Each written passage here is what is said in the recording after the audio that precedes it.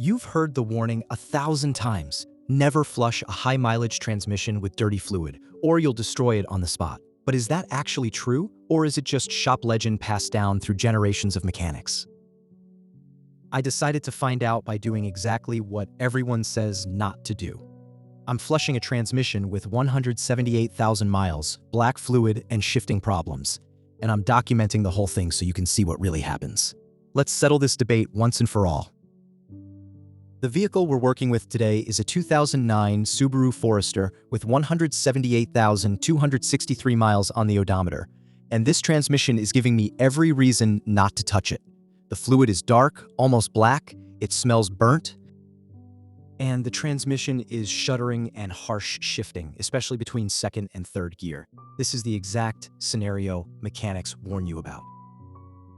Let me show you what's happening. Every time this thing shifts, you feel a hesitation, almost like a rumble. Second gear, shudder. Third gear, harsh shift. It's not slipping completely, but it's definitely not happy. Let me do another pull so you can see what I'm talking about. Coming to a complete stop, hitting the gas. Second gear, there it is, shuddering right now. Third gear, you feel that? That's a harsh engagement. And then overdrive feels fine. It's really just second and third that are acting up. This is the kind of transmission that makes mechanics say, don't touch it, just drive it till it dies. But here's the thing, I want to know if that advice is actually based on fact or just fear. So I'm going to do a full fluid and filter change, and then I'm going to flush it with a transmission flush machine. Everyone says this is a bad idea. Let's see if they're right. Now, before I do this, I wanted to get some input. First, I asked the internet. And as usual, the internet had strong opinions. Some people said, don't flush, just do a drain and refill. A power flush can dislodge debris and cause problems. Others said, if the transmission fails after you flush it, it was already on its way out. Just get it done. If it works, great. If not, time for a rebuild. And then there were the people who said, I've heard this myth my whole life, and I've never actually seen a transmission fail because someone changed the fluid. But I didn't want to just rely on internet opinions, so I called actual transmission shops to get professional advice. Let me play you some of these calls. The first shop I called was honest and straightforward. The guy said, yeah, usually when the damage has already occurred and you've got a shift quality problem and the fluid is burnt, fresh fluid won't fix anything at that point, the damage is already done. Generally, it makes the issue even more pronounced. You hate to see somebody spend $200 or $300 and get no resolve. That was a solid, honest answer. I appreciated that. But then I called another shop and they had a completely different take. The guy said, we flush lots of transmissions all the time. Usually there's a problem that already exists, but flushing is a good starting point. Your transmission is way overdue. Should have been done every 50 to 60,000 miles. Sometimes it takes a double flush, but it's worth trying. So there you have it. Two professional shops, two completely different opinions. That means there's only one way to settle this. Let's do the service and see what happens. All right, first step, drain the fluid and pull the pan. Thankfully, this Subaru has a drain plug, so I don't have to make a mess. Let's get this fluid out and see what we're dealing with. Yeah, it's stinky, real bad. This is what 178,000 miles of neglect smells like. Now let's pull the pan and get the filter out so we can inspect everything. All right, here's what we've got. The fluid is dark, almost black, and it smells terrible. The magnet on the drain plug has quite a bit of metallic buildup on it. Not a good sign. And if you look at the bottom of the pan, there's this really metallic, sparkly debris. It almost looks like copper anti-seize. You see that? That's not supposed to be there. That's probably normal wear for this many miles, but it's still concerning.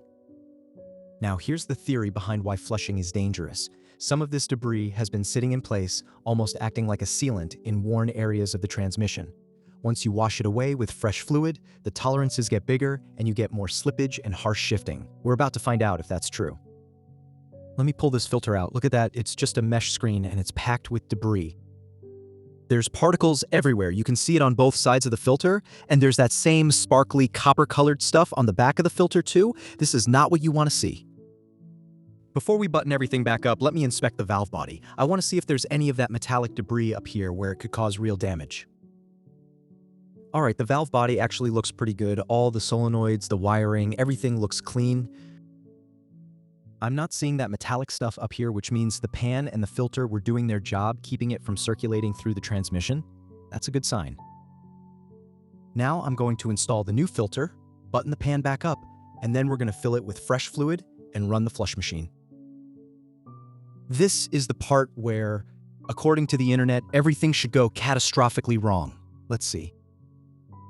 I'm using Max Life Multi-Vehicle ATF for this. It's compatible with Subaru transmissions, so we're good there. I'm putting 2 quarts in the pan first since it's bone dry, and then we're going to flush about 10 quarts through the entire system. That should clean out the torque converter and cycle fresh fluid through everything. All right, here's the gambling part. The flush machine is loaded with new fluid. I'm going to start the vehicle, and it's going to cycle the old fluid out and replace it with new fluid. According to everyone on the internet, this is where the transmission should die. Let's find out. Engine's running. You can see the machine is working, old fluid coming out, new fluid going in. Look at the difference. The old fluid is dark and nasty. The new stuff is bright red. And just like that, we're done. All right, the flush is complete. Lines are back on, car is back on the ground. Let me check the fluid level real quick. Look at that, nice and bright red now. That's what you want to see, and it smells like fresh transmission fluid instead of burnt rubber. Now let's take this thing for a test drive and see if I just destroyed the transmission by flushing it. Wish me luck. All right, we're back at my test spot. On the way over here, I noticed a couple little shudders, but they went away pretty quick. Let's do some hard acceleration runs and see if we've got slippage or if the shifting has improved. Here we go. Dead stop, hitting the gas. Second gear, no shudder. Third gear, no shudder. Overdrive, that actually felt really smooth. No harsh upshift at all. That felt way better than before. Let me try moderate throttle and see what happens. Here we go. Shifted great. That wasn't harsh at all. Now let me try hard acceleration. Wow, that was the smoothest pull yet. No harsh shifting, no shuddering. I'm going to put some more miles on this and see if it holds up. All right, we're at highway speed now, and everything feels great. No torque converter shudder, no harsh shifting. I've got about 60 miles on it so far, and it's all feeling excellent. Fingers crossed it stays this way, but I think we're heading in a good direction. I've now put over 130 miles on this transmission. Stop-and-go traffic, highway driving, hill climbs, hard acceleration, you name it, and everything is shifting smoothly. I'm not noticing the shuddering between first and second or second and third anymore. I'm not noticing harsh shifting. And most importantly, I'm not noticing any slippage. If flushing a high-mileage transmission was going to cause catastrophic failure, you'd think we'd see it by now. Let me check the fluid and see what it looks like. It doesn't smell burnt anymore, which is good. But you can see the fluid is already getting a little dark again. It's not that bright red anymore, it's turning brown. I'd say that's expected, though. This transmission has never been serviced in 178,000 miles. I only flushed 12 quarts through it, and there's probably still some old fluid mixing in. Over time, it should clean up more. So here's my take on this whole experiment. In the case of this specific vehicle, did flushing improve the shift quality? Yes, absolutely. The shuddering is gone, the harsh shifting is gone, the transmission feels smoother than it has in probably 100,000 miles, and it's not slipping. So far, the flush has only shown signs of improvement. Now, does that mean you should always flush a high-mileage transmission? No. Time will tell if this transmission holds up long-term. This thing is high mileage, so anything is possible. But right now, based on what I'm seeing, the old mechanic theory that flushing will destroy a high-mileage transmission, I'm not seeing it. Here's what I will say though. If your transmission is completely slipping through gears or has no engagement at all, then yes, I agree with everyone who says don't flush it. The damage is done. You're just wasting money on new fluid for a transmission that needs to be rebuilt. But if your transmission is like this one, shuddering, harsh shifting, delayed engagement, things like that, then yes, I think replacing the fluid and filter might actually extend the life of your transmission. It might keep it going a lot longer than if you just left the old fluid in there.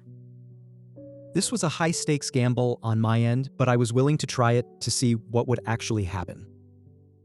And so far, the results are positive. I'm going to keep driving the Subaru and give you updates as we go. If it fails, I'll tell you. If it keeps running strong, I'll tell you that too.